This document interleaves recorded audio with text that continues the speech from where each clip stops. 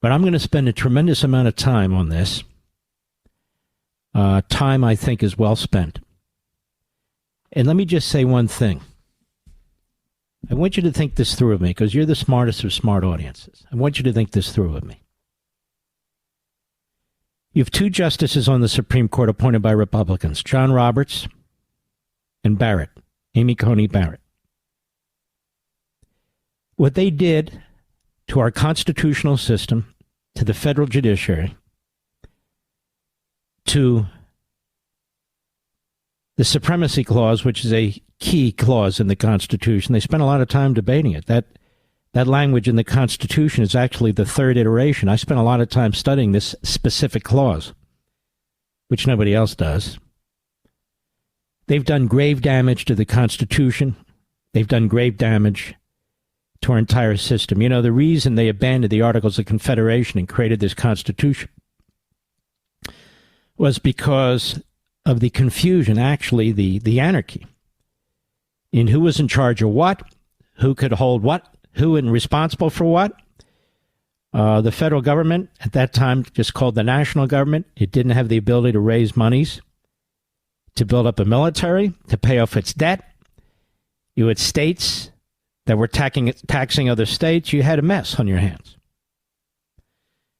The Supremacy Clause, in part, just like the Constitution and its construct, was intended to, among other things, fix that.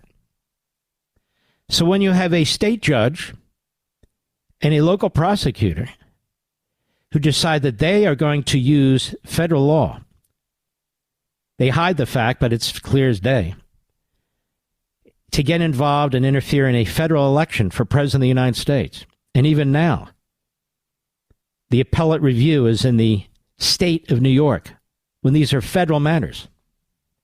That does enormous damage to the Constitution, and Barrett and Roberts contributed to it. Now, let me continue. Let's say the state appellate court in New York rules that Donald Trump's 100% right. They reverse and they dismiss. That's great, isn't it? But here's the problem. That's New York. That's not the other 49 states. That's not the federal system. A state appellate court has ruled that what took place was inappropriate, among other things. But the Supreme Court took a pass. And if Donald Trump wins at the state appellate level, the Supreme Court will never get a bite at the apple, because there'll be no reason to seek, again, relief from the U.S. Supreme Court. The Supreme Court really, really blew it big. More when I return. So I want to do this with you, so you'll be smarter than the average lawyer, as a matter of fact. You already are. But let's take a look at this. So President Trump is now left with appealing in the New York appellate system. That's it, the New York appellate system. Now, let's say he wins. There's an appellate court that says, my God, he wins on all counts. He's 100% right. What was done below was this, that, and the other. So we reverse. He's an innocent man, and we dismiss with prejudice. That's worth celebrating, I would say. And that is now the hope of the president's lawyers. But let us step back now, if we might. That holding, whatever it is, in New York, is specific to New York.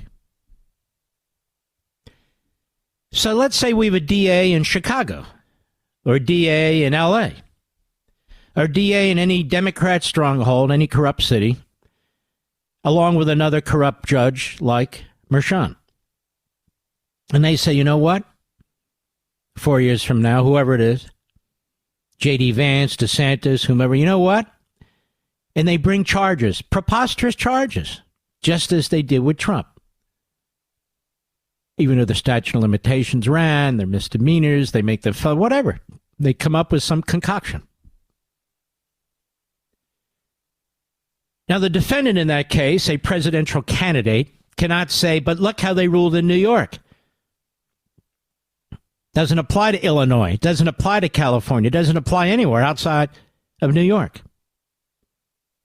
So it would be a win for President Trump, a good big win. But the country, the Constitution, the whole notion of the construct of our governing system is still damaged severely by what Bragg and particularly Marchand have done, because they interfered in federal matters. They interfered in a federal election. They distorted the federal Constitution. 4 amendments in the Bill of Rights. That doesn't get resolved. Moreover, what the U.S. Supreme Court has done is it's given its stamp of approval to the process. It didn't say the process was great. It said let the process play out. When you have a process that is scandalous, when you have a process that's an abomination, and you, the Supreme Court, rather than protecting the Supreme Court, rather than protecting the federal judiciary, rather than protecting the Constitution, the Supremacy Clause, and those amendments to the Constitution, and the whole notion of federal jurisdiction when it comes to something like federal campaign law, rather than saying, no, you cannot continue this process is illegitimate, you do not have the keyword jurisdiction to do this, it said, let it play out. Let what play out? The whole point is it's unconstitutional because, among other things, they've seized the authority that belongs to the feds. The Southern District of New York, the U.S. Attorney looked at this case and took a pass. The Federal Election Commission looked at this case and took a pass. Some local hack DA takes a look at this case and decides to concoct an entire Rube Goldberg type case with the help of a phony judge. That's not fixed for the rest of the country. That's not fixed. Now, if Donald Trump wins, stick with me, you're smart. If Donald Trump wins in the appellate process in New York, it's over. He would have no reason to appeal and seek further relief from the U.S. Supreme Court. Nobody would.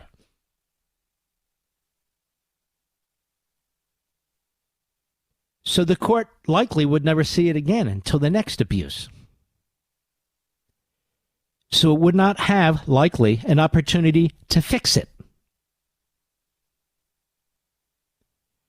And with the 2 justices, the 2 Republicans, forget the 3 reprobates, the 2 Republicans.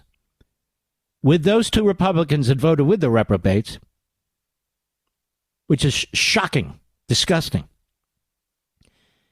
they've also created motivation for the likes of another Bragg, for the likes of another Marchand in another city, in another blue state, to do something because they got away with it. Maybe not in state court ultimately, even though I suspect they might likely will, but not with the Supreme Court of the United States. Now let's say Donald Trump loses the appeals in New York in some substantial way, and his lawyers say, all right, now we're going back to the Supreme Court, which is exactly what they'll need to do and should do. And they seek relief. What's the Supreme Court going to do? Is it now going to rule that what took place in Manhattan was a violation of this with the federal Constitution, that with the federal Constitution, supremacy, jurisdiction, they have no authority, on and on and on, the Equal Protection Clause, due process, the right to effective counsel, all the things we've talked about. Is that what the Supreme Court will say now?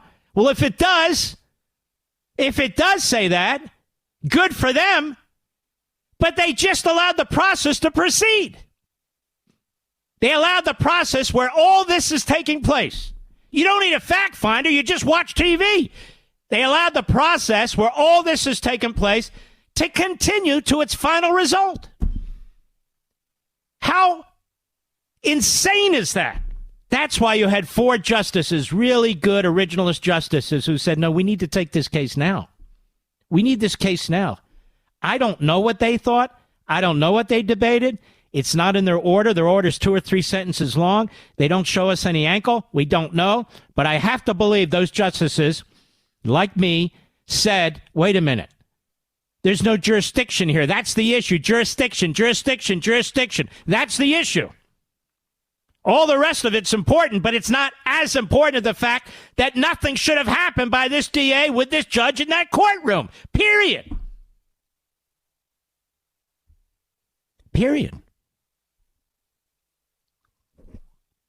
Why am I the only one arguing this?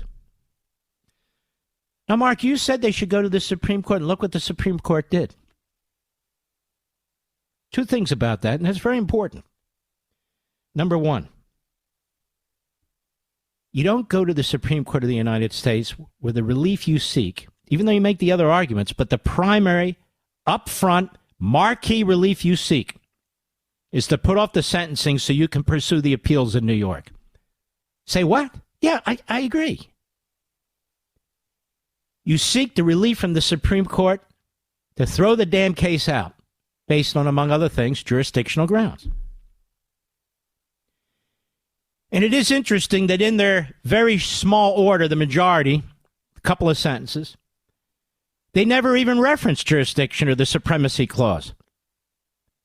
They didn't even touch it. Why? Because it wasn't prominent enough in the brief. That's why. It's that simple. But the other four justices, they clearly must have known this is the big issue. They didn't need to be told it was the big issue. And they wanted to take the case. But they needed one more justice. As I indicated to you yesterday, if the great late Chief Justice William Rehnquist were the Chief Justice in this case as opposed to Hollywood John Roberts, the outcome of this case would have been different. The case would have been taken up by the Supreme Court. If rather than Barrett, we had Scalia, he would have been another vote for taking the case. So you would have had 6 real constitutionalists taking care of business and fixing this, not just for President Trump, but for the whole constitutional construct, for the whole federal judiciary, for the Supreme Court itself. For the Supreme Court itself. So, number one, I would not have argued. I would not have filed the kind of brief that was filed. That's number one. Number two, I would have filed it much, much earlier in the process. I have no doubt for all the justices, they felt like they were under the gun. They had 48 hours to act, and this is what they did. That's just my opinion. Again, these lawyers that Trump has are fantastic. They've been facing challenges that we've never seen before in multiple jurisdictions. And the government has, a bottomless pit of money, our money, that it uses. And so lawyers can have a difference of opinion. I've said from day one, they need to get it out of the New York system. Day two, this is a jurisdictional issue. And then finally, from the perspective of the president's lawyers, let me say this. It's very difficult to get a court to give you relief when you're arguing, number one, there should be no sentencing because you want relief in the New York appellate court. But number two, it's not really a jurisdiction of New York. When you have voluntarily submitted yourself to the state process, the state appellate process, it's hard to then say that it's an illegitimate process. It's just a matter of logic. The reason why I say they may have wanted to try it much earlier is because they kept seeking relief before this step from Merchan, who was never going to give them relief. He's the one who orchestrated this entire debacle. He's Mr. Evil. You can't go to Mr. Evil and say, hey, will you dismiss what you did? Look at all these errors you made. Will you dismiss what you did? It's not going to happen, and it didn't. It's very interesting how Justice Barrett and Chief Justice Roberts were completely snookered. What do you mean, Mark? They cite the fact that Merchan is not going to oppose any penalties. Not going to oppose any penalties. as a basis for not taking the case. That is, there won't be any real burden they project, they argue, on the President of the United States. He'll appeal, yes, but it's not the same thing as a trial, and so forth and so on. The reason why Merchan did what he did and did not force President Trump to wear an ankle brace or to go to jail or anything like that is because at that point he would have triggered virtually any federal court, including this Supreme Court, to step in and put an end to it. And so what did Merchan do? He thought for probably a few months. He said, all right, here's what I'll do. I'll sentence him. I'll uphold what the trial court did, as I was the trial judge. There will be no penalties. There'll be no fines. There'll be no physical limitations of any kind. So he's free to act as president. He's free to act as president, unburdened by any kind of physical limitations. In fact, I won't even fine him. Because the goal here at this point is to get that convicted felon language stamped on his forehead forevermore. And so Barrett and Roberts fall for the whole thing. And I would say to Barrett and Roberts and all the rest of them, if it was or would be unconstitutional for this judge to impose a sentence of, let's say, incarceration or an ankle bracelet, thereby limiting his actions, his movement, doesn't that underscore the point that the whole thing is unconstitutional? Yes, it does. Yes, it does. But Roberts and Barrett fell for it. Why? Because the truth is they didn't want to get involved. They don't want to be attacked by the New York Times legal writers. They do things that are really intended to have an influence on the press. Barrett, in particular, has gone Washington. She likes the attention. She likes being the oddball. She's becoming more and more sort of the Anthony Kennedy, that sort of a justice, maybe even worse, quite frankly. John Roberts is very, very worried about his legacy. There are some issues he believes in quite strongly, but look how he used, in an absurd way, the tax clause of the Constitution to uphold Obamacare, which is clearly unconstitutional. Clearly unconstitutional. 5-4 decision. Scalia went to him. Even Kennedy went to him. Anthony Kennedy. They begged him. But he reversed course, you see. That's why the opinion was written like some third grader wrote it, with all the typos and all the rest. At the very end, Roberts decided that he would throw in with the left and he would uphold Obamacare. It's an abomination of a decision. Whatever you think of Obamacare is beside the point. I'm talking about federal constitutional law and the role of a justice. And he's done that on more than one occasion. If he feels strongly about something, he'll stick to his principles, but if not, he's malleable. He's malleable. I'll be right back. Mark Levin. What do you think they would say about a state DA and a state judge interfering in a federal election, usurping federal authority, changing their state laws by the use of a federal law that they don't even identify, giving jury instructions to a biased jury out of Manhattan and telling them to pick one of 3 underlying felonies in order to create a list of felonies, 34 from misdemeanors that had their statute of limitations run? What do you think the founders would have said about that?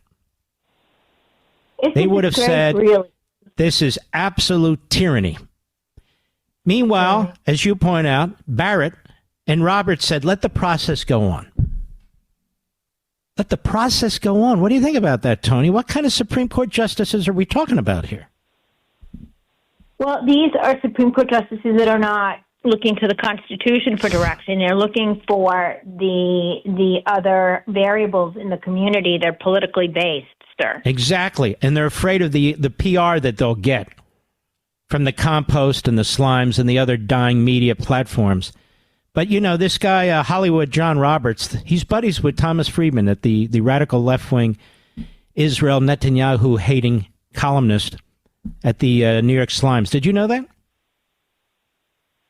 I'm not surprised, but I didn't know that, no. You see, they get caught up in this social vortex in Washington, D.C. It's happened to a lot of them. Souter, Blackman, I can go down the list, and now apparently Barrett. Barrett, who is supposed to be the most conservative of the bunch, she is almost all gone now. Almost all gone. I want to say this about Kavanaugh. I don't always agree with him, but he is a serious jurist. He really is. And when you look at the jurists that they attack on the left and in the media, they're the best. That's why they attack them. Clarence Thomas, Sam Alito, Gorsuch, Kavanaugh. They don't attack John Roberts. And I'll tell you something else about this guy, Hollywood John. They know who leaked the draft of the Dobbs decision. He wouldn't bring the FBI in. He wanted to do it in-house with his own investigators because he knows who leaked it. It had to be one of the left-wing justices or their clerks. Who else would leak it? And he's covered up for them. That's what he's done. This is Hollywood John Roberts. And what he and Barrett did here by joining the three kook radical leftists on the court is an attack on the federal system, an attack on their own court. It's truly a disgrace what they've done here, an absolute disgrace. Tony, thank you for your call, my friend. All right, I'll be right back. Mark Levin.